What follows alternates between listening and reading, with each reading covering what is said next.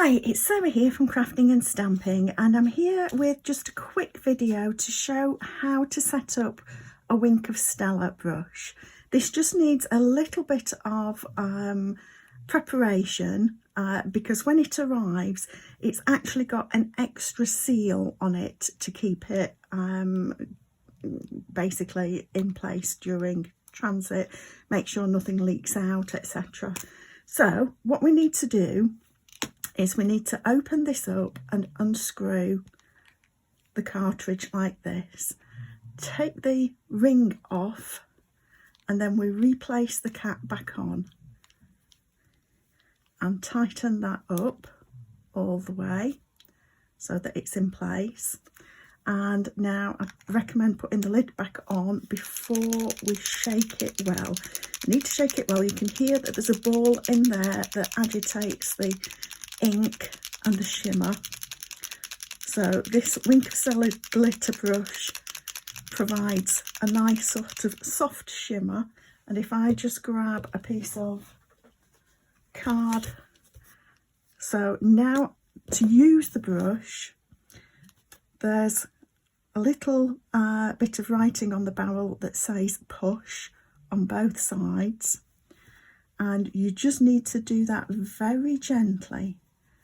Just keep pressing it very gently to start. You don't want too much flowing through in the beginning.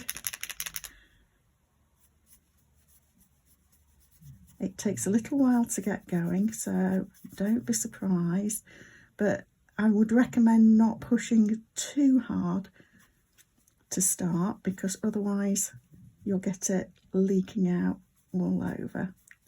And I can see it starting to come down the barrel here. So I'm just going to keep working this.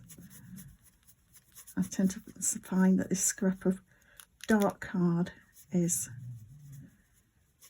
good for being able to see the shimmer. So we're starting to get that flow. There we go. I've actually got a little bit too, this is why I say go gentle. So the more that you press, the more is going to come through. So we've got that working. That is now ready for use. And what I would suggest actually is just keeping this bit of scrap, maybe extend it a little way, and when it's dry you could die cut from that or punch the shape out. So that is basically how to start off your Wink of Stella brush. That is now ready for us to be able to use. Keep it well capped so that it doesn't dry out. I tend to store mine that way up. So thank you for stopping by.